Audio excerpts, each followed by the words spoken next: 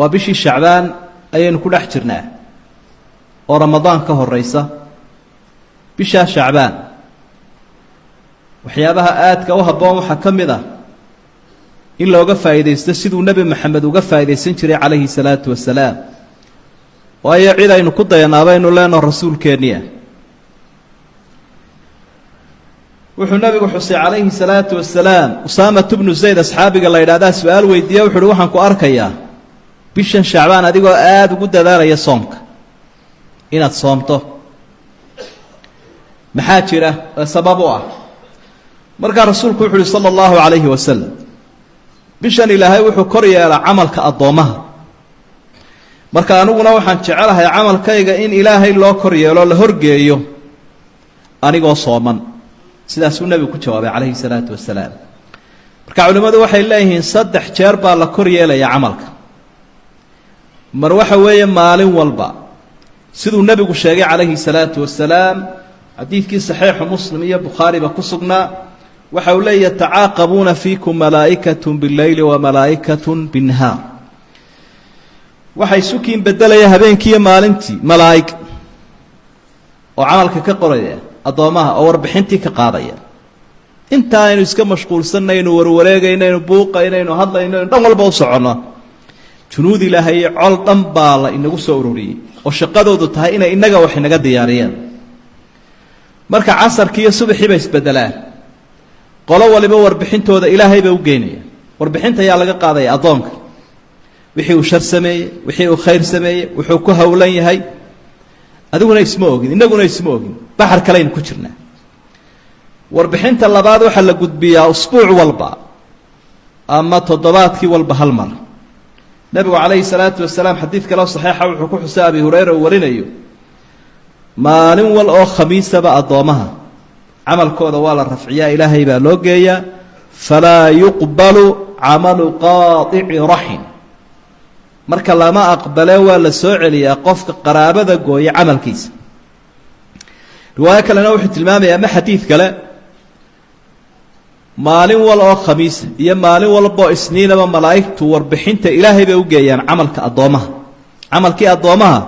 ayaa ilaahay loo bandhigaa hebel waxaas uu sameeyay hebel ayaa waxaas ay sameeyay halkaas uu maraya sharkiisu waa inta khayrkiisu waa inta ilaahay baa la horgeynaya subhanahu wa ta'ala awooda ilaahay ballaarana intaas oo khalqiya mid walba warbixin laga qaadaya oo ilaahay waxba ku adkaanayna waayo isaga abuuray boo maamulayo arsaaqaya waxaan iyaga waxba laga dhaafaynin ba xadiidka kale uu nabigu ku yiri labada qof ee muransan أما على دحت الله إلهي وحلي أنظروا هذين حتى يصطلحا أنظروا هذين حتى يصطلحا لبلا قفوا كاذية أو كاذية إلى أن يجوه شينيا هدي عفي السجد دونيان يجوه هرت هايس عفيا بولا هلي وربحين تصدحات وقتك لقد بنا يا روامد سنويه وسنة كيبا مر سيدا وتلمام يا حديث كانوا سامع والنبي كسورين يا شيء شعبان إن وربحين إلهي لو قد بيه سبحانه وتعالى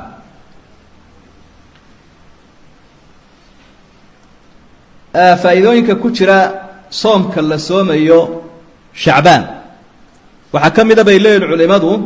wuxuu noqonayaa ka tamriin ala siyaam ramadaan qofkii oo si tababaranaya bishii ramadaan oo wuxuu la sii qabsanaya qofku soomkii oo soomkii baa u sii macaananaya naftiisi baa u carbismaysa isagoo soomku caadi u leeyahay ka cabsanayn ay ramadaan soo galaysa horay buu ka sii bilaabaya faa'iidooyinka waxa kamida bisha ramadaan ee soo socota soomka shacbaan wuxuu uga dhigan yahay kal muqaddima shay hordhaca gogol dhiga oo inagana ragno waxa la socda salaadaha faralka ah sunnayaal ka horeeya iyo sunnayaal ka dambeeya marka waa sunnihii ka horeeya salaado kale ayuu uga dhigan yahay استدرادت بدتك عبادة بدنا يا أهل القرآن كواد وجد ذلك شرين وحوله سلامة ابن كهيل كان يقال شهر شعبان شهر القراء وقت جي سلف كوح لا يقان بيش قراءة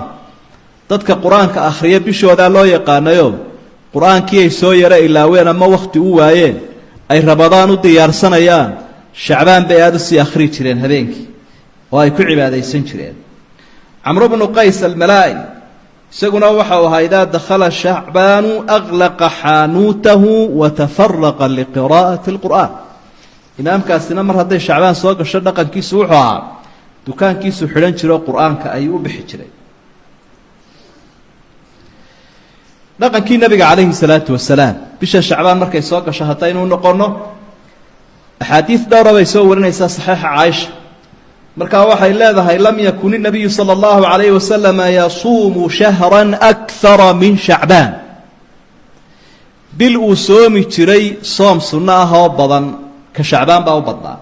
fainahu kaana yasuumu shacbaana kullah riwaaya waxay tilmaamaysaa caaisha ay warinaysa shacbaan dhammaanteed buu wada soomayay halka laga yaabo dad innaga inaga mid inay u fikiraan ay yidhaahdaan tamartu iyo iga sii dhammaanine balaan shacbaan aada u sii cuncuno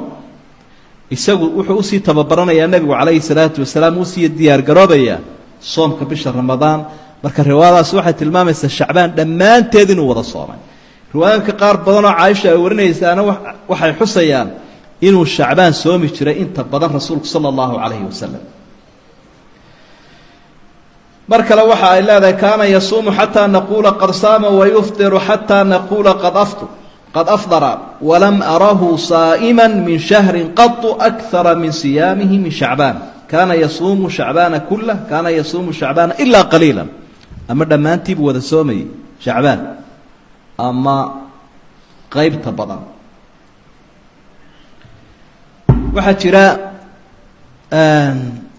habeen inagu soo dhow oo loo yaqaano laylata nisfi min shacbaan habeenka ay kala barhantahay bisha shacbaan 15 tahay habeenkaa isaga fadli gaaraa ku soo arooray waa xadiid saxiix xasana oo nabiga ka sugan calayhi salaatu wasalaam wuxuu tilmaamayaa xadiidkaas oo nabigu yidhi ilaahay wuu soo degaa habeenka ah oo samada adduunyada u sokayso u soo degaa